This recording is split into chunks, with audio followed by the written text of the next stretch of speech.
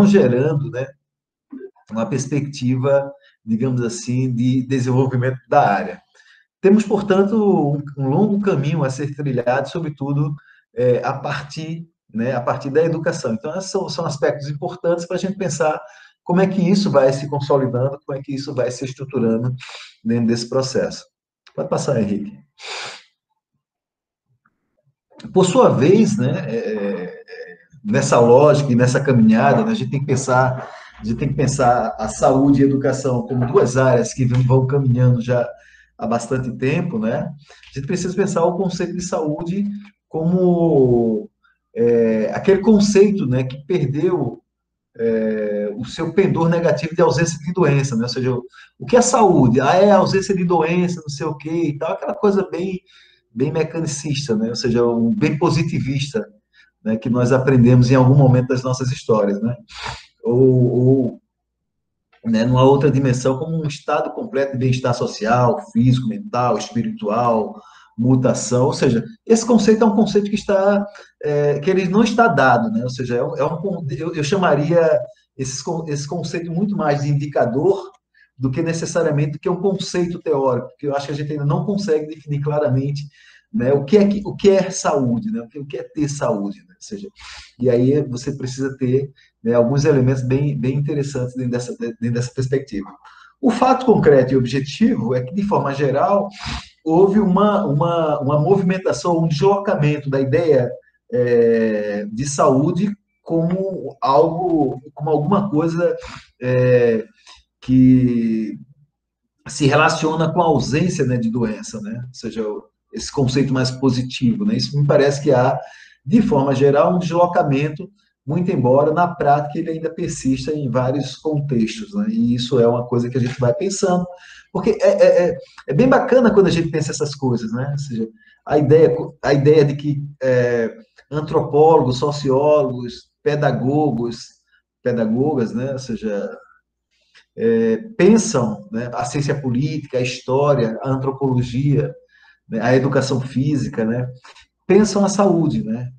E ao pensar a saúde nessa perspectiva multidisciplinar, isso gera novas perspectivas de compreensão do conceito de saúde. Ou seja, afinal, o que é ter saúde, né? Ou afinal, o que é saúde? Então, isso são conceitos que eu diria que encontram-se em franco processo de construção. Pode passar, Henrique. Portanto, né, é muito importante, né, que do ponto de vista, vamos dizer assim, que do ponto de vista de uma determinada racionalidade, de um determinado lugar de fala, ou de um determinado grupo de pesquisadores, né, conceituados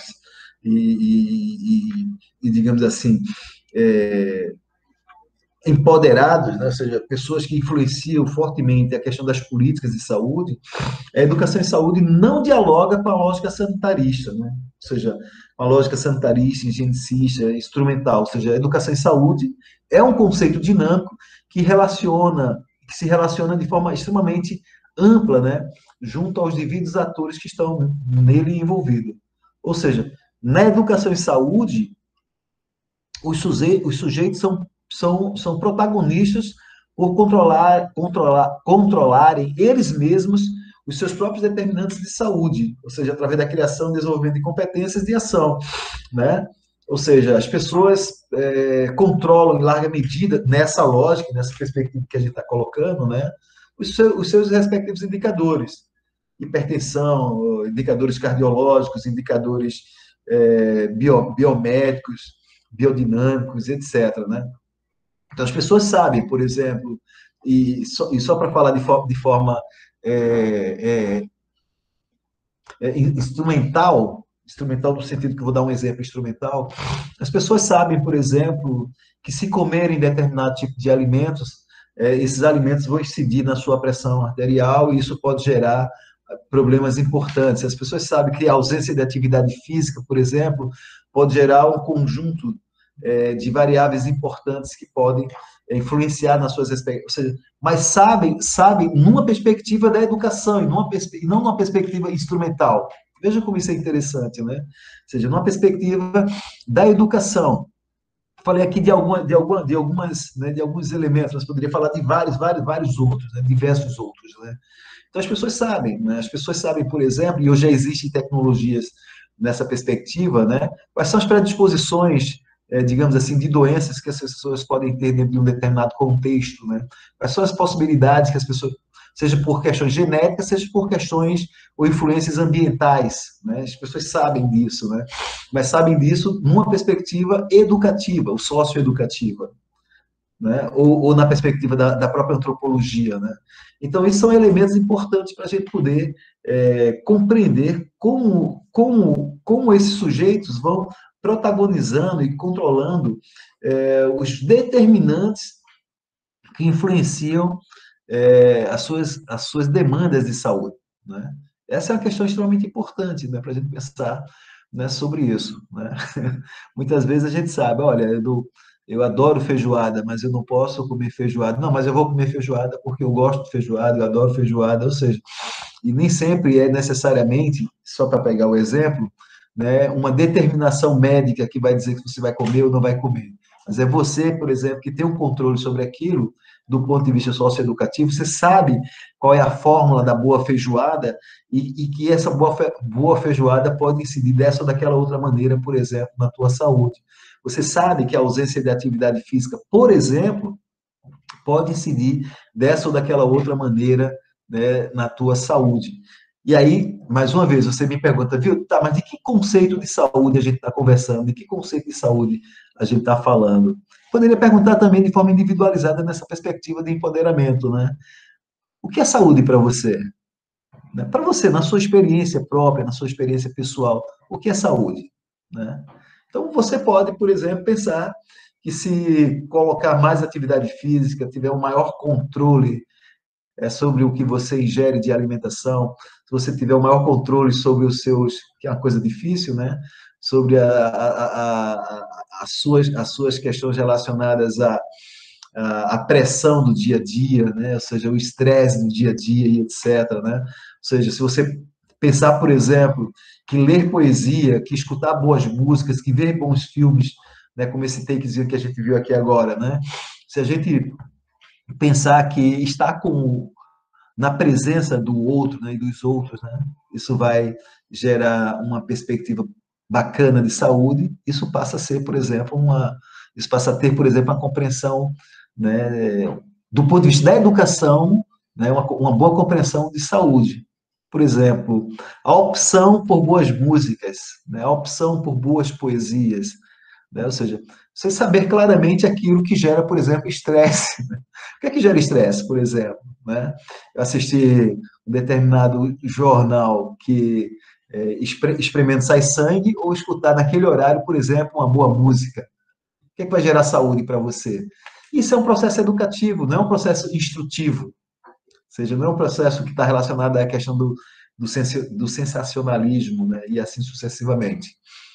Pode passar, Henrique. É importante que a gente localize essas questões, né? Eu gosto muito de falar sobre isso, né? Porque nós tivemos muitas transformações aí ao longo do século XX, né? Ou seja, várias transformações políticas, econômicas, sociais, culturais, tecnológicas, né? Entre outras, né?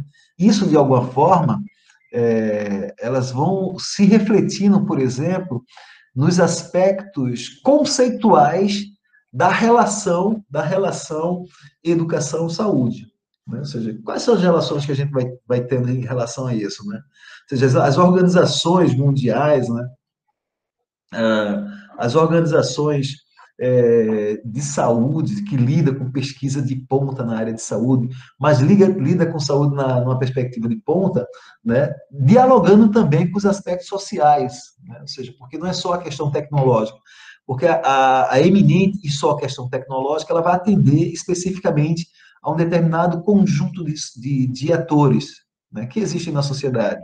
Né? Por exemplo, para a indústria farmacêutica, é muito importante que você não entenda nada sobre hipertensão, para que ela possa posteriormente te vender os remedinhos que contribuem para que você mantenha ali equilibrada os seus níveis de pressão arterial, né? É muito importante que você não faça atividade física para que a indústria farmacêutica possa te vender essa medicação, que vai estabilizar esse problema e vai abrir novos problemas cientificamente comprovados, né? Ou seja, quando você passa a tomar durante um longo tempo determinados medicamentos, sobretudo no contexto da, da sociedade em que nós vivemos hoje, né? Isso vai determinar em larga medida, né, um novo tipo de comportamento. Então, você vai eventualmente ter problemas gástricos, problemas, outros problemas se abrem, né, digamos assim, né?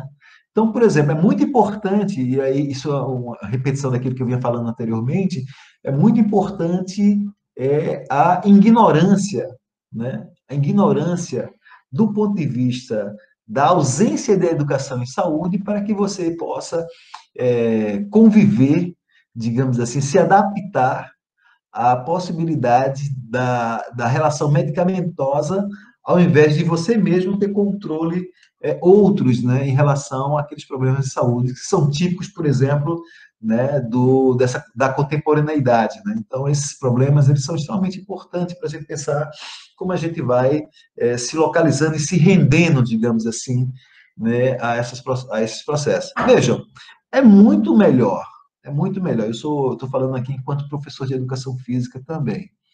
É muito melhor as pessoas ficarem com os pés para cima no sofá, comendo pipoca, tomando cerveja, etc., do que ir fazer uma caminhada, do que fazer uma corrida, né? Do que fazer. Não é muito melhor?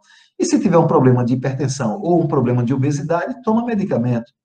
E se assim não resolver, vamos fazer cirurgias bariátricas e outras, e outras, e outras, e outras, para manter. Veja, a tecnologia aí disponibilizada.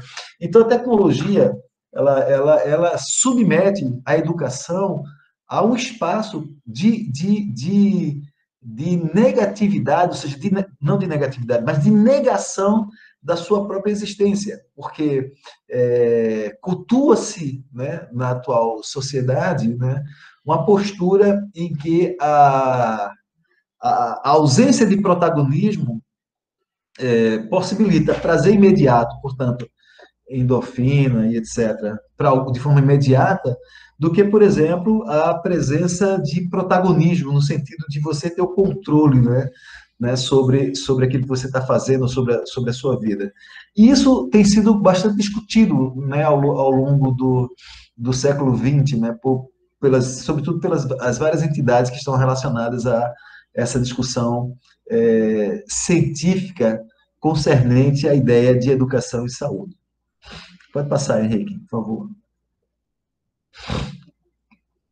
Nesse sentido, né, ou seja, de todas as alterações que vão se estabelecendo a partir do século XX, né, há uma evolução natural, né, do conceito de saúde, a gente já falou um pouquinho lá atrás sobre isso, mas assim, a ideia de que há uma tentativa de alterar essa relação médico-doente, né, ou seja, médico-paciente, e nessa perspectiva bancária, se a gente lembrar mais uma vez Paulo Freire, né, ou seja, a ideia de que o médico vai lá depositar um determinado conhecimento, quando muito, né? Quando muito, na cabeça ali daquele paciente, né?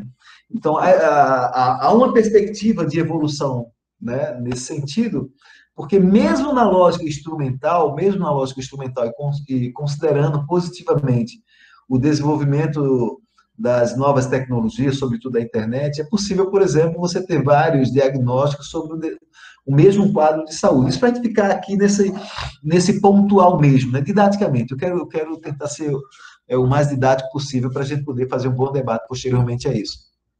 Posteriormente a essa. Né? Então, assim, do ponto de vista do conceito, né, há uma perspectiva, né, de substituição da relação homem-máquina, ou seja, que a gente pudesse pensar numa lógica linearmente, ou única e exclusivamente, numa perspectiva biológica, ou seja, o médico e um sujeito biológico em que o médico vai identificar, dentro daquele contexto biológico, aquilo que ele vai dar combate, ou aquilo que ele vai apontar como perspectiva de resolução daquele problema.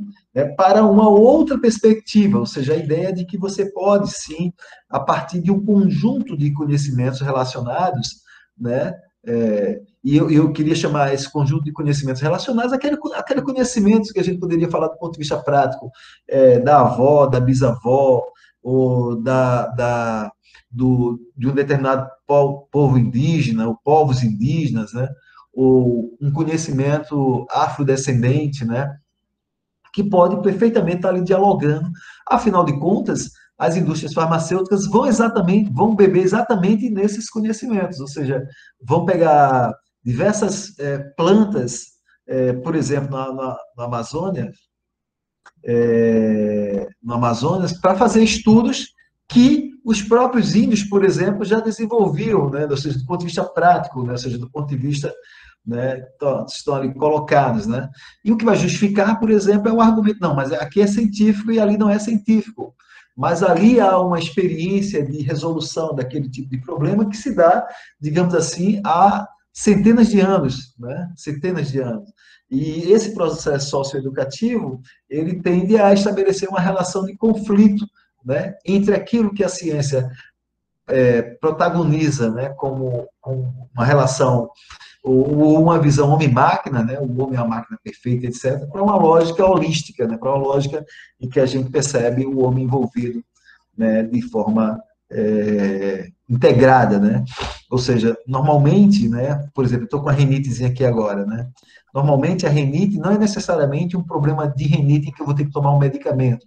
Mas a rinite pode estar relacionado, por exemplo, a esse ambiente em que eu estou envolvido, ou uma série de outros fatores, né? Ou seja, fatores antropológicos, fatores anteriores, e assim sucessivamente. Então, como é que eu dialogo essa situação? Como é que eu dialogo essa relação? Que tipo de conhecimento eu aprendi? Aí estou me referindo a uma questão de educação, né, em saúde, para, por exemplo, lidar com essa coisa de rinite. Né? Então, essas questões são extremamente importantes para a gente poder ir pensando, né, do ponto de vista da nossa autonomia e dos nossos protagonismos. Porque eu corro risco, por exemplo, com essa rinite, ir a um determinado médico e ele me enfiar um conjunto de medicamentos que vai me fazer muito mais mal do que necessariamente garantir a cura relacionada a essa questão, né, da renita que eu estou para falar de coisas, né? Então, de repente, assim, olha, há estudos que dizem, olha, a questão da renite, ela pode ser uma questão emocional, ela pode ser uma questão oriunda da qualidade do ar, enfim, uma série de variáveis que estão aí colocadas e que não necessariamente, né, vai demandar um médico com um conhecimento específico para resolver, né, aquela questão de forma muito pontual, muito específica, e assim sucessivamente. Pode passar, Henrique, por favor, e me oriente em relação ao tempo, tá? Uma entidade importante, a Ottawa, né, ela vai dizer como imprescindível a promoção da saúde a compreensão de que se trata de um campo heterogêneo, né? E eu acho que isso é muito bacana quando a gente discute a saúde, discute a educação, né? Ou seja, essa perspectiva heterogênea, né? Que vai relacionar, né? Que vai cambiar, digamos assim, relações da antropologia, da biologia, da comunicação, da enfermagem, do marketing, da medicina, da pedagogia, e eu fiz questão aqui de dar uma ressaltada na pedagogia, porque eu acho que a pedagogia ela está muito distante desse debate, né? Está muito distante dessa discussão, e eu acho que precisaria se aproximar mais. Apesar de a gente ter uma área na pedagogia, né, pedagogia hospitalar, mas ainda assim é uma dinâmica mais tecnicista, né, mas que tem muito caminho ainda para ser andado, né, digamos assim. Nós, no nosso laboratório, estamos tentando desenvolver, por exemplo, um trabalho de educação em saúde para crianças oncológicas, em situação de oncologia. Né? Isso é um trabalho muito interessante, porque nós também vamos aprender, porque esse é um princípio, inclusive, né? Ou seja, a predisposição para aprender, né, sobre aquela temática. Né?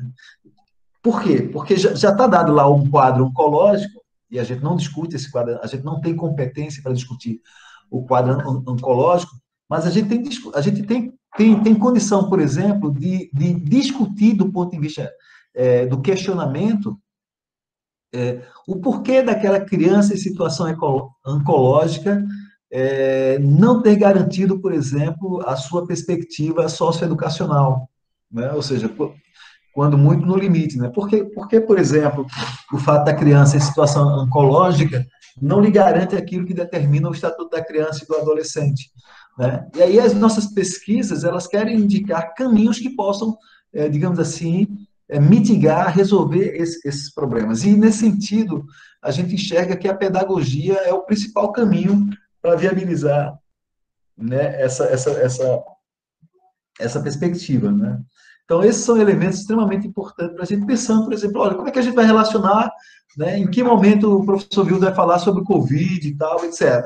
Então, estou pegando outros exemplos ao longo da minha fala, exatamente para a gente pensar, por exemplo, como é que a Covid poderia entrar nesse debate, como é que a Covid poderia entrar nessa discussão, ou seja, que caminhos a gente poderia utilizar, por exemplo, para refletir nesse contexto, né, de pandemia, né, a questão da relação educação-saúde. Nesse caso específico, a partir da nossa associação epistemológica, né, a relação educação em saúde. Né? Então, essa é uma característica importante.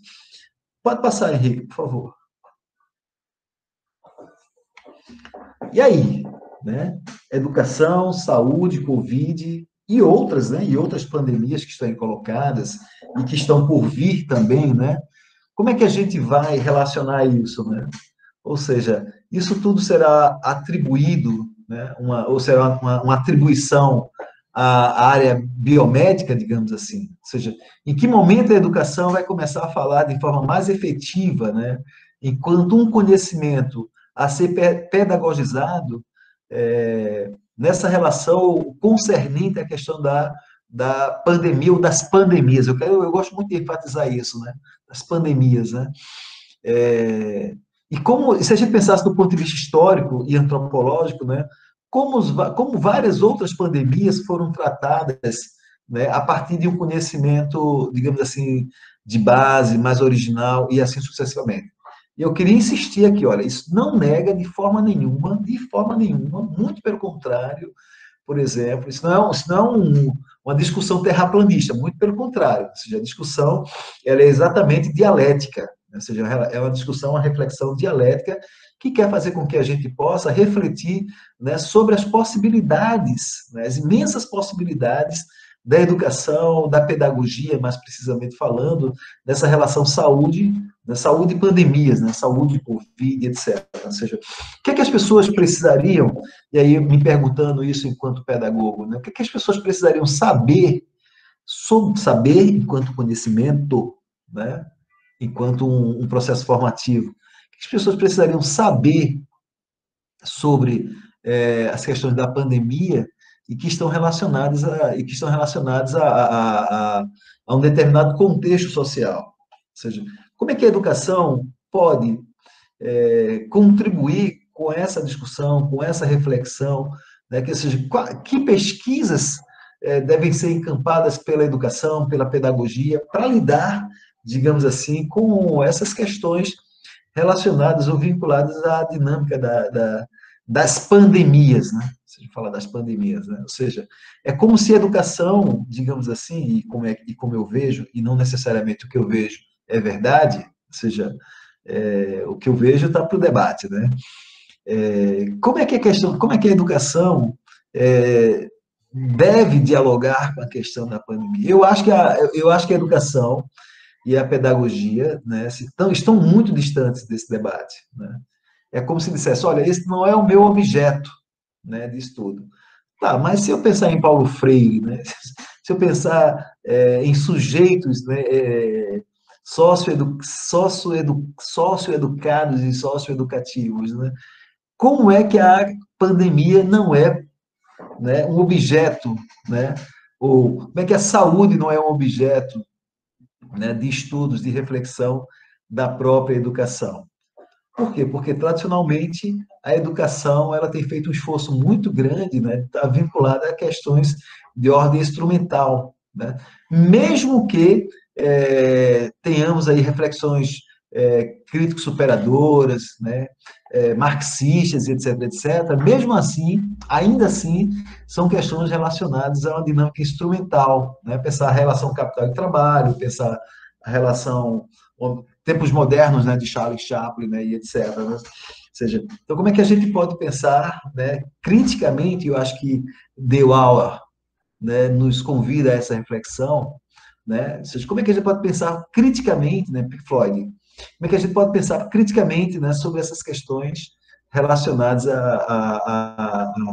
à relação educação e saúde? Como é que a gente pode pensar? Né? Então, essas são questões que ainda não estão fechadas. Eu posso falar daquilo que nós estamos tentando fazer, né, no nosso laboratório. Então, a gente tem, por exemplo, um estudo hoje conduzido pelo professor Wellington Lins, né, nosso aluno de doutorando, que está discutindo a questão da educação e saúde na escola, ou seja, como é que essa relação se dá no ambiente da escola. Temos o estudo do professor Nildson, que quer discutir a questão da educação e saúde em ambientes quilombolas, né, ou seja, a questão da etnorracial, assim como o trabalho também do Edmilton Ora, né, também do doutorado, que está discutindo a questão da Lei 10.639, a sua aplicabilidade, seja no ambiente, especialmente nos centros que lidam com saúde na região Nordeste. Né? Nós temos o estudo do Carlos Silvan, também do doutorado, que está discutindo a questão da educação em saúde, da educação permanente em saúde, né? Junto às lideranças das escolas de educação, de formação em educação, né, no Nordeste do Brasil. Então, a gente pode falar desses estudos, ou seja, que ainda não estão, e outros, né? Tem a Fabiana também, que está discutindo as questões relacionadas a gênero, educação, saúde e gênero, né? Ou seja, nós podemos falar desses estudos que nós estamos desenvolvendo, né, hoje dentro do nosso laboratório, né, e que só vão apontar aí resultados mais concretos daqui a um ano e meio, né, e assim sucessivamente. Pode passar, Henrique, por favor. Nesse sentido, as políticas de educação e saúde devem ir além da tentativa de modificação comportamental, formando pessoas para agirem sobre o meio, né, entrar num processo de transformação de fatores pessoais, sociais, econômicos, ambientais, e assim sucessivamente. Vejam, como é que a gente pode falar de educação e saúde sem falar de meio ambiente? E toda transformação ambiental que nós estamos vivendo hoje, no Amazonas, só para dar um exemplo, né? O Amazonas que é uma temática internacional, né? No Amazonas ou nas nossas águas, nas águas mundiais, e assim sucessivamente. Né? Como é que a gente pode falar? E aí, assim, alguns estudos importantes vão dar conta de que as pandemias, elas decorrem do fato do meio ambiente ser destruído. Né? Ou seja, e aí, se a gente pensar, por exemplo, isso do ponto de vista da formação, que tipo de formação é importante, né? Vamos pensar num cenário ótimo, né?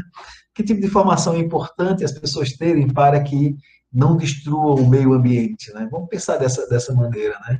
E onde é que estão, né, os principais, não só produtores de destruição, mas também os principais indutores de destruição do meio ambiente, enquanto um espaço, né, dentro de um contexto voltados para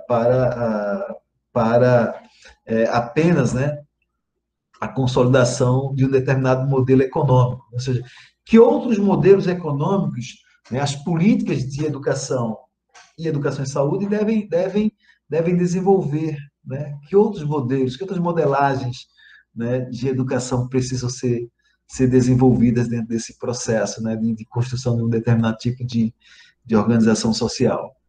Pode passar, Henrique, por favor. Assim, longe de sentar na transmissão de informações ou nas tomadas de decisões comportamentais, esse tipo de educação para a saúde procura motivar e capacitar os indivíduos a empreenderem, ou seja, a ideia do empreendimento aqui é muito fantástica, né? Ações que melhorem a saúde, né? Ou seja, e aí isso vai desde questões mínimas, básicas, né? Por exemplo, por que você deve tomar pelo menos 1,5 litro de água? Por que você deve comer frutas e legumes, etc. Porque você tem que fazer atividade física, porque você tem que ver e ouvir boas músicas, né, poesias e etc. Por quê? Né? Ou seja, que compreensão, né, de saúde, né, a gente tem. E isso é um processo educativo. Né? Ou seja, as pessoas não gostam, vocês concordam comigo, as pessoas não gostam de poesia porque gostam de poesia. As pessoas gostam de poesia porque foram educadas a, né? As pessoas gostam de boas músicas, isso não é uma questão, né, a, claro, com exceções, né, naturalmente, mas isso não é uma coisa automatizada, gostar de boa música. Ou seja, é preciso que haja a oferta e a educação para a escuta da boa música. O que se escuta quando se escuta uma boa música? E, segundo algumas áreas de conhecimento, que tipo, né, de emoções, inclusive que tipo de influências hormonais uma boa música gera, por exemplo, no corpo humano, né?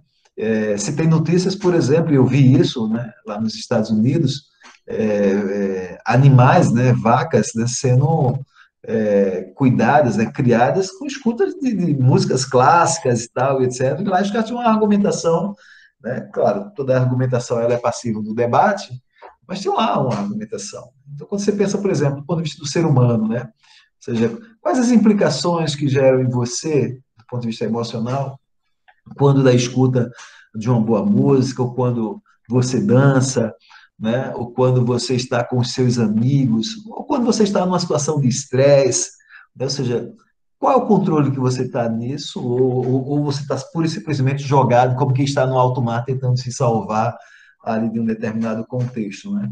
Então, a ideia do empoderamento, a ideia do empreendimento, a ideia da autonomia freiriana, né? Ela é extremamente importante para a gente poder desenvolver novas perspectivas e compreensões acerca da educação e saúde e se isso se estabelece enquanto ação de governo políticas de educação e saúde, né? O que seria mais importante e mais interessante. E aí a gente entraria, por exemplo, num conceito desenvolvido é, internacionalmente, ainda em desenvolvimento, mas assim com muita coisa já bastante adiantada, que é o conceito de felicidade, né? Nós temos também um estudo hoje no nosso laboratório que estuda a questão da felicidade. Ou seja, o que é que se busca na vida, né? E assim, a ideia de felicidade não está posta aqui como algo subjetivo, mas como um conjunto de valores, de indicadores que te coloca em condição, e esse, portanto, deve ser a busca, né, da educação em saúde, né, a ideia da felicidade. Porque a ideia da felicidade, nessa perspectiva freiriana, é algo muito mais amplo, né, muito mais amplo do que uma relação instrumental. Ah, estou com uma dor no dedo midinho, ah, vou lá no médico, ingessa o dedo, etc. Ou seja, quando a gente pensa de forma holística, a gente vai saber, ou vai tentar entender por que, que esse dedo está doendo, né? Ou seja, no todo, né? Nessa dimensão mais ampla, né? Mas, sobretudo, a própria interpretação desse dedo doendo pelo próprio sujeito sofredor daquela dor, ou daquela emoção, ou daquele sentimento, e assim sucessivamente. Então, são questões importantes para a gente pensar, né, como isso vai se constituindo dentro desse processo. Pode passar, Henrique, por favor? Estamos já finalizando. Nesse sentido, né, não obstante a responsabilidade individual, as pessoas têm que ter responsabilidade sobre a sua educação e saúde. As pessoas, vejam, vamos pensar instrumental mais uma vez. As pessoas são responsáveis por aprender inglês, francês, por aprender informática, por aprender uma profissão e etc. Né? As pessoas também precisam ser responsáveis, né, pelo aprendizado de educação e saúde.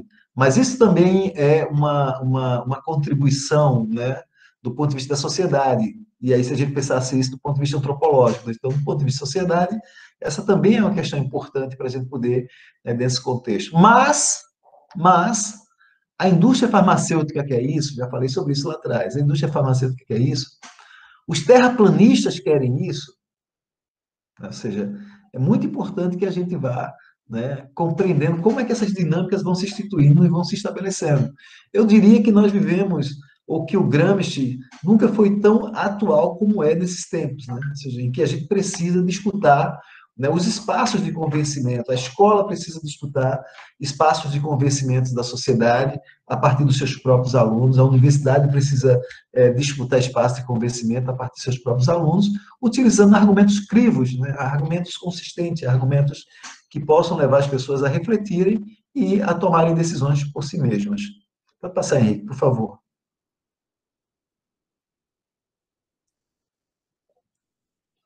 Pode passar, Henrique. Portanto, né, a crescente responsabilização individual em saúde, ela é exponencialmente um exercício de autonomia que persegue o ideal de autogoverno, né? Ou seja, isso nunca foi tão gramsciano, tão freiriano, né, nesse sentido, né? Baseada na ideia de que a informação gera conhecimento e de que o conhecimento conduz necessariamente a uma mudança comportamental, né, que pode culminar numa responsabilização dos indivíduos. E isso termina sendo muito diferente, por exemplo, daquelas campanhas que nós normalmente acompanhamos, né, do governo federal, que diz assim, olha, usa camisinha, usa camisinha, usa camisinha, e isso é uma informação, não é um conhecimento. Percebe? Ou seja, você não tem ali um processo de aprendizagem, você tem uma informação de, né? Ou seja, não tem uma racionalidade conceitual, epistêmica, teórica, né, que justifique, por exemplo, né, a opção das pessoas usarem ou não, né, a dita camisinha. E se não usar, qual que é a responsabilidade consciente que as pessoas têm dentro desse processo, né? Que isso aí é o que é bacana. Isso aí é Paulo Freire assim na veia, né, do início ao fim. Pode seguir, Henrique, por favor.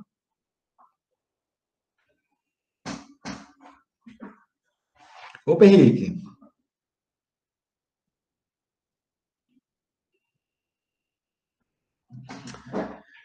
Educação e saúde são, portanto, duas faces, eu diria isso com muita convicção, do mesmo processo, da mesma moeda. São interdependentes e co-construtivas, ou seja, são conceitos que estão de forma imbricada e que podemos identificar semelhanças, né?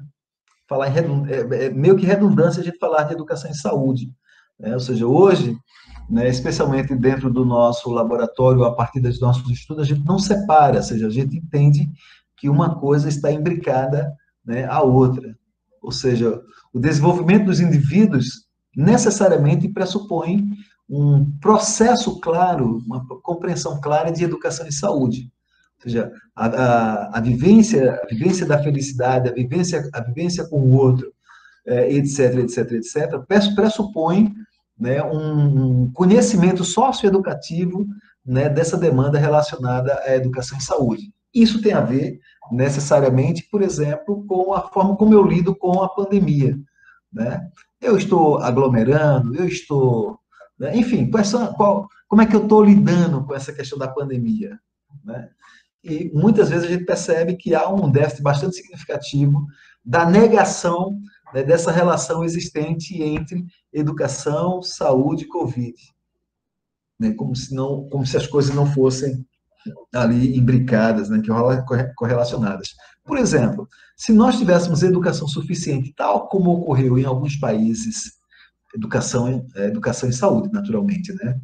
Nós teríamos passado, lá no início da pandemia, 40 dias em casa e provavelmente tudo isso que nós estamos vivendo hoje, com algo em torno de mais de 1.500 pessoas morrendo, quer dizer, não são números de guerra, né?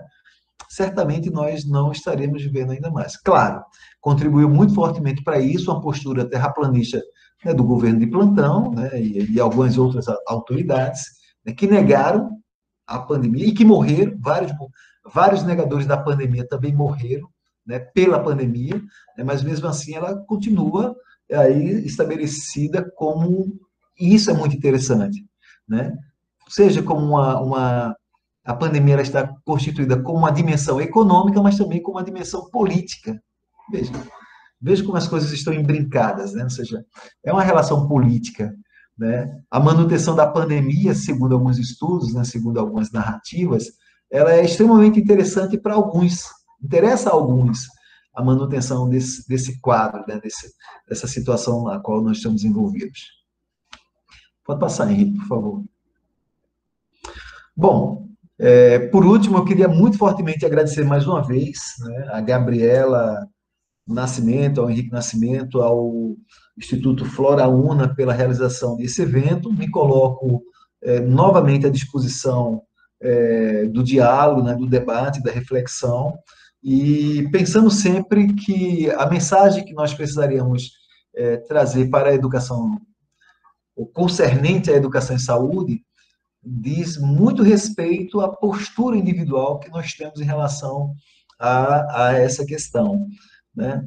É claro que eu estou me referindo especificamente aqui a pessoas adultas, etc., né? Ou seja, que estão aqui nessa sala, por exemplo, mas pensar a responsabilidade, né, da educação, mas, sobretudo, da pedagogia no que concerne à formação, né, de crianças e adolescentes, da própria universidade, nesse processo formativo, né, relacionados à questão da educação e saúde, enquanto uma perspectiva, né, de independência, de empoderamento, né, e de corresponsabilização relacionada a essas questões, a essa situação. É isso, muito obrigado. Fico feliz por ter tido essa oportunidade de dialogar aqui com vocês.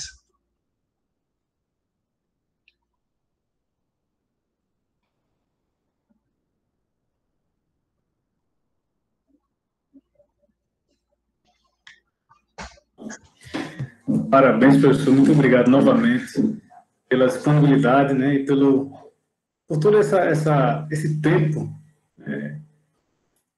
propiciado aqui, que permitiu, né, ser aproveitado por nós agora aqui nesse momento, nessa manhã. Eu escrevi algumas vezes aqui nos comentários que se alguém quisesse fazer algum comentário, fazer alguma pergunta, poderia ir fazendo à medida que a apresentação ia ocorrendo, né? Mas até agora ninguém perguntou, então eu imagino que todo mundo compreendeu muito bem e que concorda com tudo isso. Eu também falei, né? Eu pedi para que quem pudesse fizesse uma plaquinha, com papel mesmo, caneta, falando de onde era, né, que estava assistindo essa apresentação. Por exemplo, eu estou assistindo daqui de São Lourenço da Mata, né, perto de Recife, né, Pernambuco. E aí, alguém fez essa plaquinha, não? Que aí a gente queria fazer um print aqui para depois salvar, compartilhar lá. Se alguém fez, seria ótimo. Abrir a Henrique, câmera e mostrar a placa. Pode falar, Chinuza. oi, bom dia. Eu queria fazer duas colocações, se possível. Eu não escrevi lá no chat porque eu prefiro falar.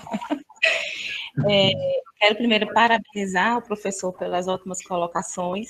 Me fez sentir saudade da faculdade. Eu sou nutricionista, eu fiz nutrição aí na Federal de Pernambuco. E atualmente eu estou doutoranda em agroecologia e desenvolvimento territorial pela Univas. Eu estou morando aqui em Petrolina. Sou de Campina Grande, mas estou morando em Petrolina. E aí, eu vou abrir aqui a câmera. Estou toda desmantelada aqui, né? Mas vamos embora. E assim, eu queria dizer ao professor que eu concordo plenamente com as colocações dele, porque primeiro, duas coisas que ele pontuou que eu achei interessante. Eu vejo muito essa dificuldade, eu como profissional da área de saúde, de conversar, de ter essa conversa, saúde e educação. Porque eu estou atualmente como nutricionista responsável pelo PENAI, Programa de Alimentação Escolar, de um município aqui próximo. E aí eu acho engraçado quando as pessoas chegam para mim e fazem, você não é nutricionista da saúde, você é da educação. Aí eu já começo, ai Jesus Cristo. Aí lá vou explicar. Eu digo, gente, eu estou lotada na Secretaria da Educação, mas eu não estou dando aula. A partir do momento que eu estou dando uma palestra, um treinamento, é uma forma de aula, mas não é o meu foco principal. Né? Então, a partir do momento que eu estou analisando alimentos saudáveis, né? Vendo a questão da segurança alimentar, eu estou trabalhando com saúde, e eu vejo que as pessoas têm essa dificuldade. Se o profissional está lotado no hospital, ele é da saúde, ele não tem nada a ver com a educação. Se ele está na educação, ele é da educação, ele não trabalha com saúde. Né? Então, eu vejo isso muito presente, pelo menos no município que eu trabalho. E outra coisa muito importante é que eu acho que a gente, como profissionais da saúde, ou a gente trabalha a questão da educação e saúde, ou então a gente não consegue, não é nem promover saúde, porque o termo saúde é um universo, né? Mas a gente não consegue contribuir para a saúde daquela pessoa. Então, assim, eu concordo plenamente com o professor. Eu acho que a gente tem que ensinar as pessoas e não estar dando formulazinhas mágicas, né? Eu tenho uma filha de 13 anos e aí tudo que eu falo para ela em relação à alimentação, eu explico, né? Então, assim, não adianta você impor. E, assim, paciente, a gente tem que ensinar, né? Digamos um exemplo, não adianta eu estar colocando lá na dieta, Ah, você tem que comer semente de linhaça e não falar por quê. Você tem que dizer por quê que é importante. Quando é que a pessoa tem que comer a semente em si? Quando é que tem que quebrar a sementezinha? Por que tem que quebrar? Por que não é interessante já comprar o que já está macerado? Então, assim, tem que ser todo um processo. Então, a partir do momento que a gente não trabalha assim, a gente não traz a educação, não puxa a educação para a saúde, a gente não está conseguindo trabalhar a saúde, não. E aí eu achei muito interessante essas duas.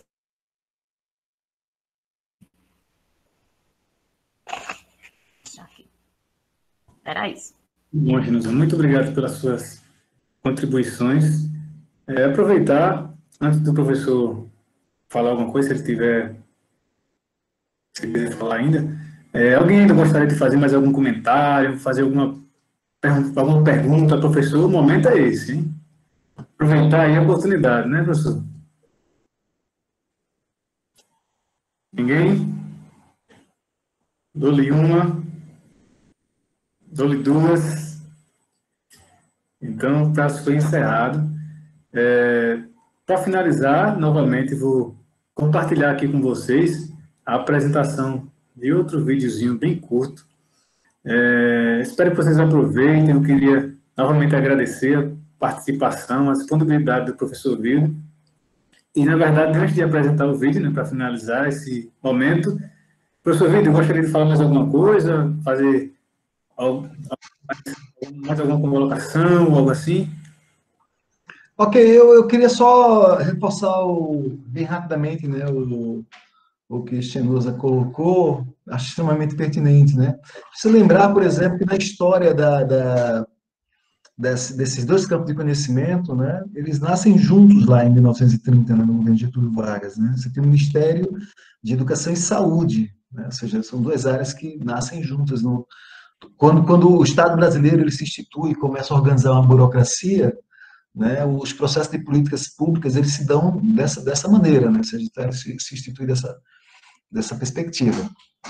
Então, nesse sentido, é fundamental, né? Ou seja, talvez assim, um esforço, eu diria assim, um esforço pelo regresso sustentável, né? Porque tem como mais, né? Ou seja, a gente tem situações, por exemplo, aqui em Recife, em que você tinha dentro da escola uma unidade de saúde da família e a escola brigou para tirar a unidade de saúde da família de dentro da escola, né, como se fosse alguma coisa que atrapalhasse, fosse alguma coisa, né? Eu estou falando de unidade de saúde da família, mas assim, eu quero me referir a alguma estrutura de saúde. Pode ser um posto, tal, etc. A gente tem informações relacionadas a isso como algo que foi ruim, né? Uma coisa que foi contraditória. E a gente sabe, por exemplo, especialmente nas comunidades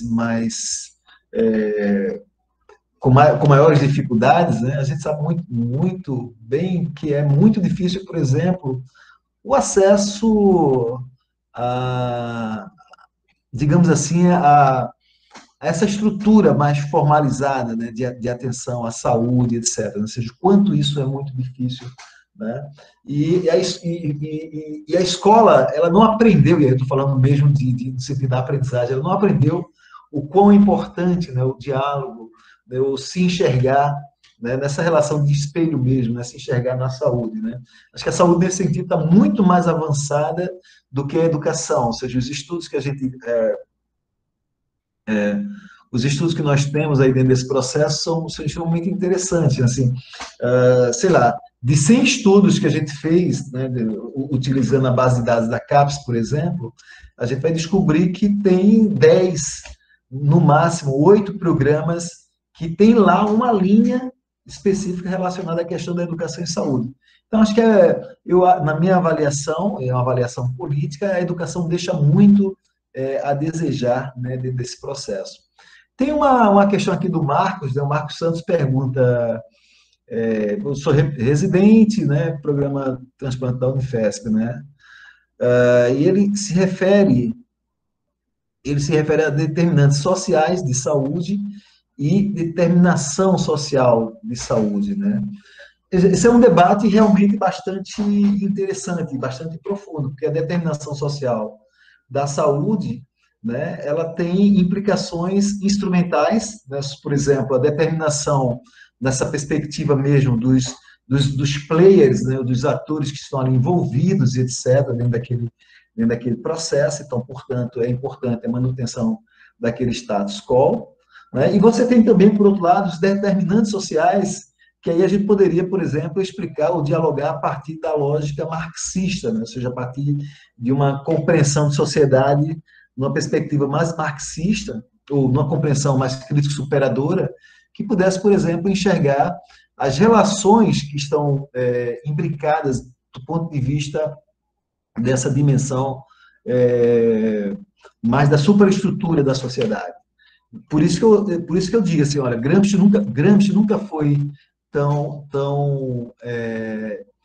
atual como é hoje, né, dentro do contexto que nós vivemos, assim como também, né, o próprio Paulo Freire. E aí Paulo Freire nessa dinâmica mais, digamos assim, socioantropológica, né, de empoderamento de sujeitos, né, na perspectiva de sua respectiva teoria. Então, é mais ou menos isso. Agora, eu quero dizer que é uma resposta aligeirada, a gente realmente precisaria de muito mais tempo, né, para poder viabilizar e fazer um outro debate. Eu me proponho a fazê-lo em um outro momento, né, porque, de fato, sim, aí a pergunta do colega, ela exige uma exposição maior de aspectos teóricos para a gente poder fazer, né, o debate relacionado a essa questão. É isso. Que ótimo, professor. Muito obrigado. E agora, de fato, finalizando, nós vamos apresentar aqui mais um vídeo aqui, né? Eu vou colocar aqui, Henrique, se você me permite, né, o meu telefone particular, caso alguém tenha interesse. Com certeza. Né, assim como também E-mail. meu e-mail, né, caso alguém tenha interesse. Então, está aqui colocado No chat. No chat. Pronto, por enquanto eu estou compartilhando aqui com vocês, tá bom? Só um minuto. Pronto, já está colocado aí tanto e-mail quanto meu telefone pessoal e do WhatsApp. Muito obrigado.